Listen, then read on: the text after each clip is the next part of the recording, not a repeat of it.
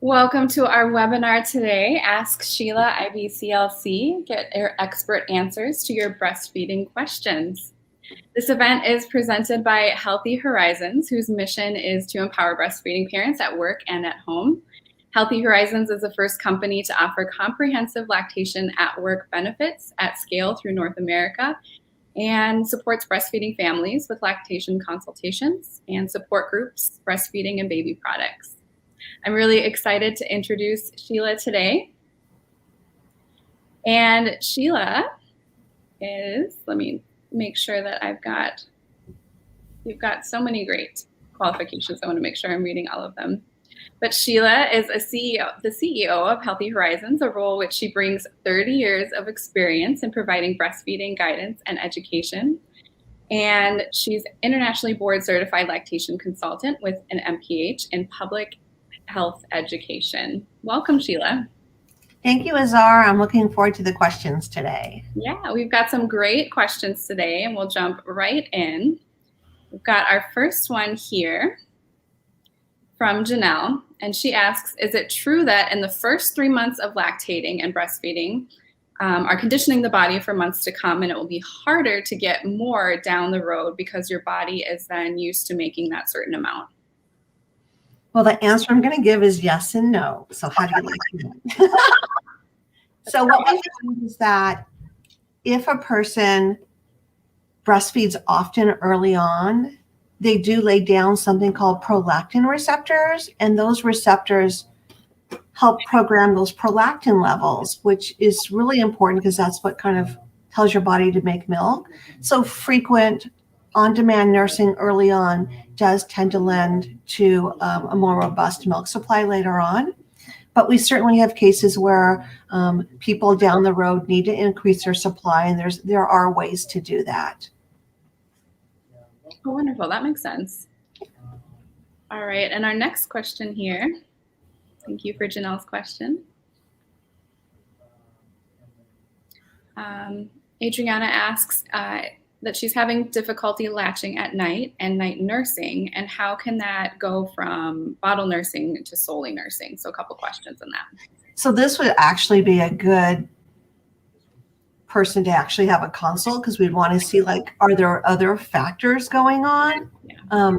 And the age of the baby, right? So if it's a baby that's really young and really learning how to nurse, sometimes we'll have the parent turn the light on, like a dim light or like a little red light, just so they could see and actually have a better visual to get that baby on. Laying down in nursing sometimes could be really great because you could cuddle with the baby and then get that baby on. If a person's doing a lot of bottles, trying to get that baby on when that baby's actually sleepy sometimes can be helpful. So it depends on the situation. But the more opportunity, the more chance of having success. So trying different positions and different environmental changes would be probably the best thing to do. Different environmental changes. That's a really good point. I've heard of some parents using like noise machines and things like that help both mother and baby. You just brought up something really important. So I read this study, and that they actually were playing classical music, and the babies latched better and actually took more milk with classical music playing. There's something that I think it helped organize the baby's system neurologically, so they could kind of, because it is like a big thing, like to suck, swallow, breathe, and do all that, and to coordinate the latch. So the white noise, maybe some classical music in the background, all could be helpful. Oh, there you go. Listen to Mozart and help breastfeed a little bit. Great. That's Adriana's question. So the next question that came in was from Haley, and she asks, how do I make my nipple stick out a little bit more so that I don't have to use a nipple shield? I'm so frustrated. And that's a great example of, if someone's not familiar with the nipple shield, talking about that a little. Absolutely. Well, a nipple shield is typically a thin silicone. Basically, it's like a nipple condom that goes over the nipple. It's firm, so it's easy for a baby to grab onto. So with time and with nursing and with pumping, typically nipples do become a little bit more erect. So the pumping can be helpful for that. Babies are not really latching to a nipple, because if they did, we'd be so sore. They really need to latch deeper to the areola. So I would really want to work with that baby latching deeper and making sure that areola is soft, because that would make a big difference. In the meantime, using a nipple shield is fine, because it does help facilitate that, because it's so firm and the baby can just get on and it hits the palate and the baby starts sucking. So I would probably say with some pumping would be helpful, and making sure that areola is soft. That makes a lot of sense. I didn't realize that it was mainly the areola and not the nipple. Mm-hmm. So that's why we call it breastfeeding and not nipple feeding. I never thought about that. Well, there you go. I'm never going to forget that again. That's awesome. Okay, so there we've got the nipple shield, and then also some tips on how to make that a little bit easier. So our next question that came in is from Prachi, and I hope I said that right. And it's how to prevent mastitis. Well, mastitis, first of all, let me explain that. It means inflammation of the breast. And there's two different types of mastitis. There's the kind that is just the milk's backed up and the breast could be achy, maybe a little feverish, and we need to move that milk. And there's some inflammation from the milk just being there. Then there's mastitis that maybe has that with some infection. So maybe there was a crack in the nipple, bacteria got in, so we have this milk backed up, and the tissue around, because it's so inflamed, also has an infection. That you need to have antibiotics, right? Because you get high fever and it wouldn't go away. So how do you prevent this? Well, there's two different kinds. Both of them, you're going to make sure you're removing milk frequently, and we're not letting things get backed up, that we're not wearing a bra that is too tight and that's compressing the ducts, wearing a seatbelt that's too tight, wearing a baby carrier that's too tight, sleeping on your side where you're smashing part of the breast, or letting the baby fall asleep on the breast with those heavy heads pushed against. So we want to make sure there's nothing obstructing, number one. Number two, we're going to remove milk frequently. And number three, we're going to make sure that nipple's in good condition. So we're going to make sure that it's the correct latch, and then the nipple doesn't have any cracks or openings, because that's how we're going to get the kind that we're going to need antibiotics. So making sure things move, I think, would be the best thing. And this is so silly to say to a new parent, but making sure that you're getting a lot of good rest, at least in between, right? And then eating well. Oh, that makes sense. That sleeping and eating well is always going to make a huge difference. With your immune system, right? Yeah. And I know a lot of moms aren't aware that mastitis exists.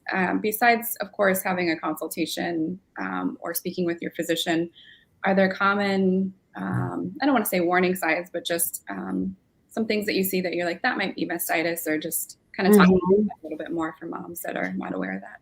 Yeah, sometimes it's a sudden decrease in milk production because of the inflammation.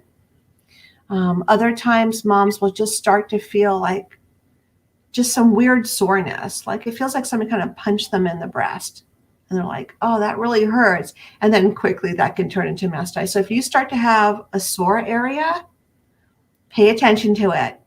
If you start to see a red area develop, then we know that you're like right on the verge. You maybe have a plugged duct and it might be leading into mastitis. That's when you would want to really remove that milk. There is a breast massage people can do to kind of help loosen things up. There's also something called poke root, P-O-K-E, that people take when they feel mastitis coming on, or a plugged duct. And it's by Herblore. We do carry it at the center. And moms will follow the instructions. They'll either put it on their breast, soak it, or they'll take a couple drops orally. So we want to make sure that people who are having the start of this are taking care of it right away. Yeah, definitely getting ahead of it. You mentioned breast massage. Is there a good resource that you like to reference women to that? Yes. It's by Maya, M-A-Y-A Boldman, B-O-L-D-M-A-N, and it's called Therapeutic Breast Massage. And she has a video on Vimeo. It's like wonderful, and it really shows how to do the massage. It's really a lymphatic massage to help move the milk to the inflammation to the lymph, so the milk can then exit easier. Because if we're all swollen, the milk is kind of stuck there. Yeah. Oh, great. Okay, so we'll put that in the follow-up email for those of you joining live. We'll put in any resources that we're mentioning, and then if you're joining us video later, we'll have those in the comments below. So the next question that we had come in is from Flora, and this has a lot of information here, but she's got an 8-month-old daughter eating solids, and she's not having enough milk supply come through after this. And then she's knowing that she's going to eventually her baby's going to move to feeding 3 times a day, and she's worried she'll lose even more supply. So what would you say to a woman like this having these type of encounters? So this also would be a great situation probably to work with the lactation consultant, because there's probably other nuances going on that would feed into the answer. But in general, we do expect milk production to go down after 7 months. As milk supply is here, and as we start to do solids start to take over, right? And then milk supply starts to decrease because babies actually start to need less milk. And it's very concerning to parents because like they're used to what they had maybe at 6 months or 5 months, but it's not supposed to be that way anymore. Milk supply is supposed to go down.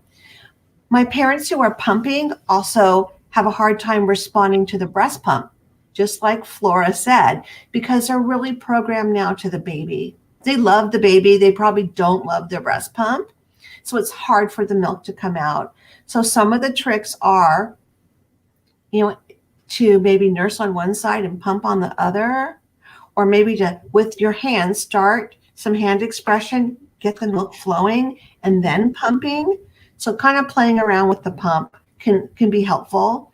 What I tell people is if you could work on what we call sandwich feeds at this time, where you nurse first, then do solids, and then nurse for dessert, typically the baby's willing to take more and the baby will get more milk. They don't need as much at this point, obviously, and by a year, they only need 2 to 3 milk servings in a day. So this is the beginning. And it is challenging because we're so used to the way it was before. No, that's great to note that production goes down around 7 months. I think that a lot of moms don't realize that necessarily, or a lot of like lactating people don't realize that. And then I like that idea of dessert, that it doesn't have to be the full meal like it used to be, that there can be solids and then dessert. Mm-hmm. And think of the sandwich before, solids in between, and then breastfeeding afterwards. No, that's a really good way of remembering it. Great. And again, this would be a consultation too, just with some of the other in here as well. But I like that just general rule of thumb over the main questions. So the next question that we had come in, that one was from Samantha. And Samantha asks, how much should my baby take in the first week? So it's going to vary each day. I would say for the first 3 days, the baby's probably taking less than a half an ounce with each feeding. And we're doing at least 8 to 10 feedings a day. It's not very much. By day 4, we're getting a little bit closer to an ounce. So, but it's still probably less than 8 ounces, right? Mm-hmm. By the end of that first week, going into day 8 and 9 is when we're probably getting closer to full feeds. So I would say between 2 and 2.5 ounces typically for each feeding. And if the baby's eating 8 to 10 times, we could just do the math. So it slowly ramps up because the tummy is the size of a blueberry, right? So we're not going to put 2 ounces in that tummy. That baby's going to go to sleep and not want to eat for maybe a day, half a day, right? Because they're so full, they're in a milk coma. So it slowly ramps up. The size of a blueberry, that's really helpful to imagine and know that not very much is going to make them full. Right. And once milk supply fully comes in and the baby's between 4 and 6 weeks, then we're talking anywhere from 22 to 27 ounces a day, but not in the beginning. Okay. No, that's really helpful. Great. So the next question that came in here today we've got is from Alaya, and she asks, what are the things I can eat to help my milk production? I'm worried I won't make enough milk. Oh, I love that question because Every mom asks me that. The thing about eating to make more milk is, here's the deal. You want to eat every couple of hours. You want to keep your blood sugar level, right? So eating smart. So eating things that have fat and protein are going to be really important. So you'd want to do, even if it's like a little bit of yogurt, something with each feeding during the day will be helpful for you. Now, there are certain foods, they're called galactagogues, that do help with milk production. And we could actually attach the list as a resource. But some of them you would never even think of, like mushrooms are on that list. It's crazy. Definitely foods with fenugreek. Fenugreek has been around for a long time. So many cultures are eating foods with fenugreek. We even have these really awesome lactation bars by Mrs. Battel's that, like, there's peanut butter and chocolate and salted caramel, and they have fenugreek, and like they suggest 1 bar a day, but they're very delicious. So there's lots of foods. And what I would do is instead of going through the whole list, we'll have it as a resource for you. Definitely. We'll add it in for sure. And I kind of like that idea of, did you say that when your baby's feeding that you should be feeding as well? Mm-hmm. Yeah. You want to nourish your body, because what happens is many parents are so focused on the baby that they forget, like, have I even peed today? Like, have I eaten? Have I drank? So make it a rule of thumb. And if your hands are too busy, have your support person help you, feed you some cheese sticks or something. And give you a little sip with a straw. Mm-hmm. Yeah. No, that's a great idea to have it built right in there. So the next question that we had come in today is from Monica. And Monica asks, how long should my baby nurse each time I feed him? And how can I tell if he's eating enough? Right. So again, this depends on the age of the baby. If it's a very young baby, sometimes a nursing session literally can take 45 minutes, almost an hour, because they're falling asleep, right? So you're going to wake them up, rub behind their ears, tickle their feet. But once things get going between the 4th and the 6th week, probably the typical feeding session is between 15 minutes and 30 minutes. And typically a parent would know, because the baby starts to really slow down, starts to fall asleep. Maybe the parent pops the baby off, puts the baby on the other side. The baby nurses a little while and then falls asleep. And you could tell the baby's done. The breast or chest is softer. You know that the baby's probably had enough. The other way is we're going to look at wet and poopy diapers. If the baby has at least those 4 to 6 wet diapers, I'm talking babies over 4 or 5 days old, right? 4 to 6 wet diapers, and then at least 2 to 3 stools a day, you're probably great. But do remember, when a baby gets older, like over 4 to 6 weeks, sometimes they go days without pooping.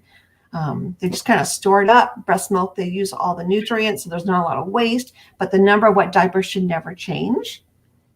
And then we would check the weight. If the baby's gaining that, half an ounce to an ounce a day for those first 3 months, he's eating enough. Okay. No, that's good rules of thumb to kind of be checking also with the stool, but then how the timing is going. Mm-hmm. Great. So we had 2 more questions come in. The next one that we have here is from another mother, and Martina asks, I have small breasts. Does that make it different in how much milk I can make? So the answer is no. It really does not matter the size of your breast. Typically, the size is more related to the amount of fat that's in the breast, and fat does not produce milk. It's milk-producing tissue. So as long as you had some breast changes during your pregnancy and postpartum, the first couple of days, you are typically have enough milk-producing tissue. There are certain situations where women will not have enough milk-producing tissue, but there's usually very classic signs, and those women could actually look like they have large breasts. And that's something that your lactation consultant and or your OB could help you determine. But small breasts are no issue. No, that's a really good point in here, and we'll make sure that we have some resources of people that if they would like to book a consultation, that we can connect you with some really great individuals that can help out with as you get into like the deeper level of these questions. So we've got one more question actually that came through. And it looks like it's from Dominique, and she asks, how do I avoid engorged breasts? Any helpful tips to soothe them would be great too. So I assume it's not when the milk first comes in. It seems like this is happening. So when the first couple of days when the milk is in and the breasts get engorged, there's really not very much you could do to prevent that, right? Because it's just your body adding milk producing tissue, and there's inflammation and there's milk. And that usually comes down within 3 to 4 days. But let's fast forward. Engorgement in between feedings for a baby that's older than a week. Here's the mom or the parent feeling like the breasts are getting swollen and sore. That's typically because feedings are being skipped, or the baby's not nursing very long or falling asleep. So the breasts will typically start to get programmed. So if you do something consistently, like empty that breast every couple of hours, typically you're not going to get engorged, right? It's only if you're sleeping through something or skipping. So I would say don't do that, right? And if you're feeling sore, ice packs are fantastic. People typically go for heat, but ice helps with the inflammation. So after the feeding, doing some ice is really helpful, and doing that therapeutic massage that we talked about earlier would be helpful to remove the inflammation so the milk could exit. Sometimes parents will do some hand expression right after if they're feeling really engorged, and then do the ice. No, that makes a lot of sense. And those ice packs sound wonderful for that situation, definitely. Yeah, Lansnow makes a really cool one that is actually kind of brush shaped that you could put in the freezer or even warm up if you wanted to before feeding. But I love those because I think they're just perfect for that. Oh, that's great that they can do the hot and cold because there's different situations that you mentioned. Great. Well, thank you so much for sharing your 30 years of experience with us today. This is really helpful.